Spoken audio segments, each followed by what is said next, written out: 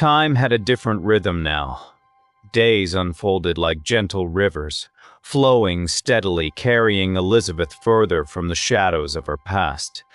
She had learned to move her body with skill, her mind with clarity, her heart with patience. She had learned to laugh without guilt, to hope without fear, and to feel without apology. And yet, there remained a quiet, unspoken question in the space between herself and Kofi, one that hovered, unacknowledged, like a candle waiting to be lit. Elizabeth had long accepted that her life had been decided for her, shaped by others' hands, her choices irrelevant.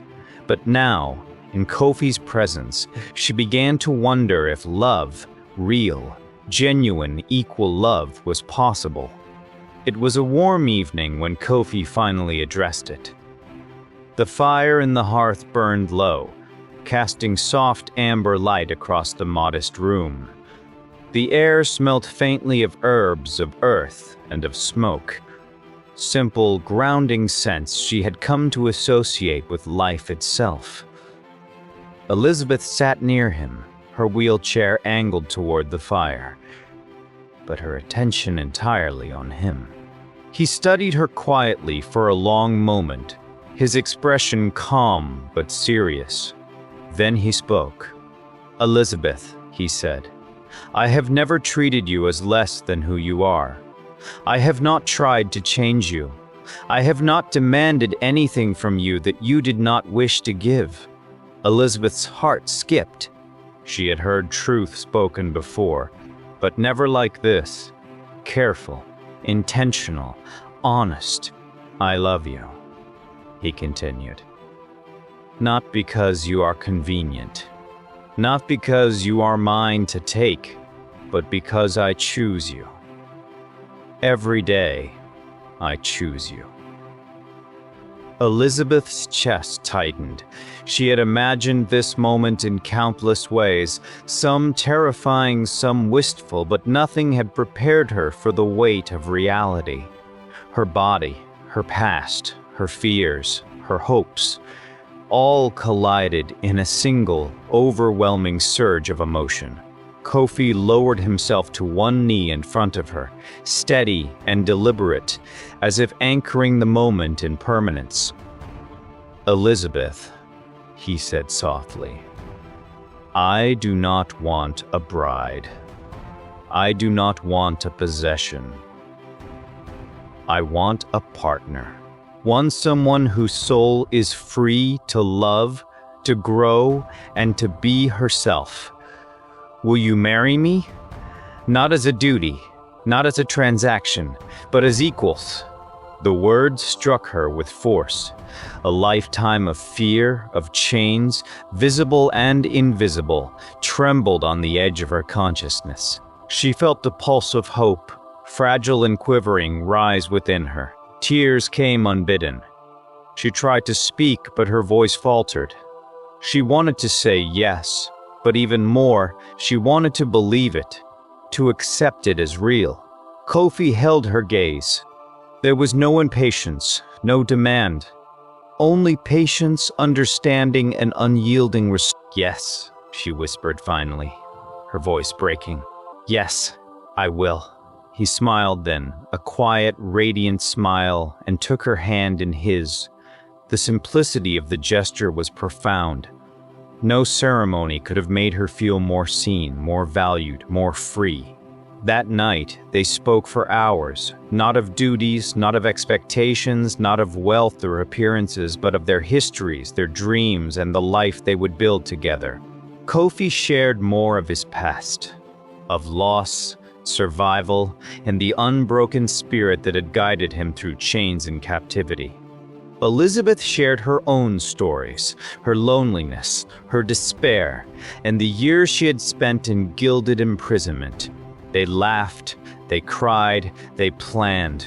And slowly, the distance between past suffering and future hope began to shrink, replaced by trust, understanding, and a bond neither could have anticipated. For Elizabeth, This proposal was not a surrender. It was a revelation. She realized that her father's wealth, her family's power, even the opulent mansion that had once imprisoned her, none of it had been real freedom. True freedom had been waiting for her in the most unexpected form, in the presence of someone who loved her as she was, someone who saw her value, someone who refused to treat her as less than whole. By dawn, Elizabeth slept not in fear or sorrow, but in peace.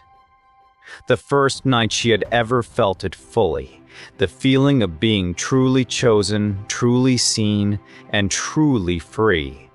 And in her dreams, the mansion, the gold, and the silken chains of her past faded, replaced by the simple, profound truth of a life reclaimed.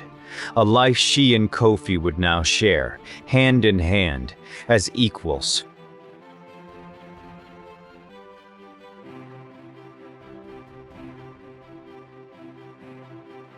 Elizabeth and Kofi's life together was not born from convenience, fear, or duty. It was born from choice, deliberate, conscious, and courageous.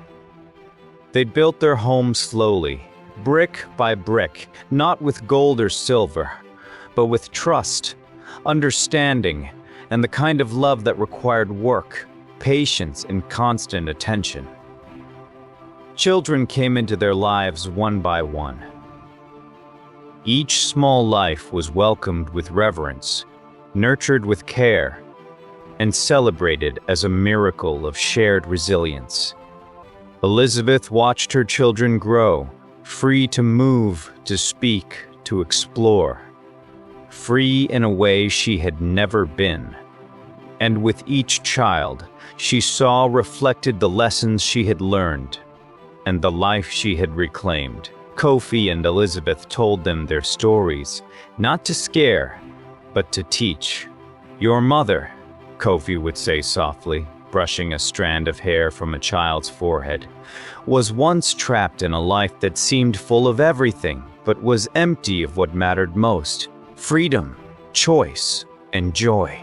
And your father," Elizabeth would add, "lived a life that taught him strength in ways wealth could never provide. He learned that true riches are measured in courage, kindness, and love, not gold or silver." The children listened, wide-eyed, absorbing the lessons as if their parents' lives were maps for navigating the world. They learned that suffering need not dictate the shape of their spirits, that grief could be transformed into wisdom, and that love, real, equal, intentional love, was the most valuable inheritance of all. Elizabeth often reflected on her own past, on the mansion, her cruel siblings, the endless parade of failed suitors, and the invisible chains of shame and despair. The memories no longer hurt as sharply. They existed, yes, but as guides rather than shackles.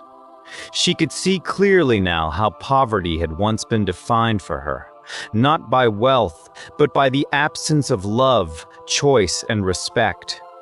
She had been rich in gold, yet desperately poor in the things that mattered most. Kofi, for his part, shared stories of his youth with honesty and grace.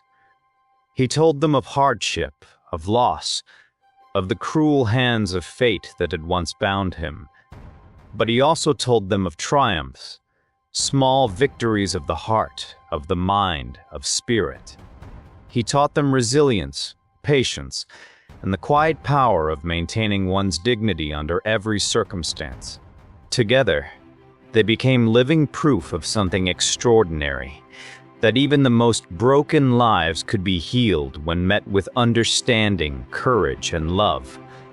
That even those who had suffered most deeply could find freedom and happiness if they dared to choose it.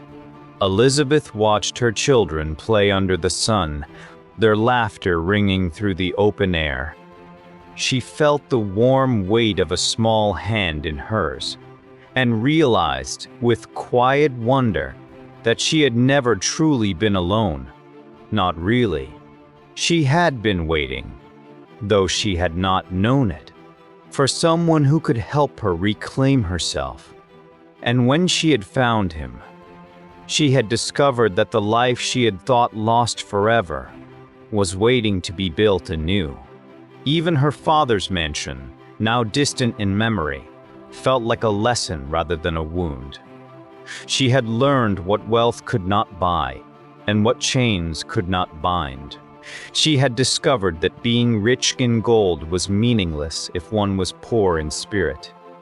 And she had been shown that real richness came from freedom, love, and the courage to embrace life despite its sorrows. On quiet evenings, she would sit with Kofi by the fire, hands entwined, reflecting on their journeys. They spoke of how far they had come, of the pain they had endured, and of the wisdom they would pass on. It was a ritual, an acknowledgement that their struggles had shaped them, not defined them. Their children, in turn, carried these lessons forward, learning that life would always present challenges, but that true freedom was never about avoiding hardship. It was about how one chose to respond, how one chose to love, and how one chose to live. Elizabeth often marveled at the irony. She had once thought she was the poorest of all, trapped in a mansion of gold, isolated by fear and despair. And yet, in this modest home, with Kofi by her side and children laughing in the sunlight, she realized she was the richest woman alive, rich in love, in freedom, and rich in life. They had found their balance, their peace, and their joy. And as the years passed, the stories they told, the lessons they shared, and the love they nurtured became a legacy, a living testament to the power of resilience, compassion, and the choice to embrace life fully, regardless of the circumstances into which one was born.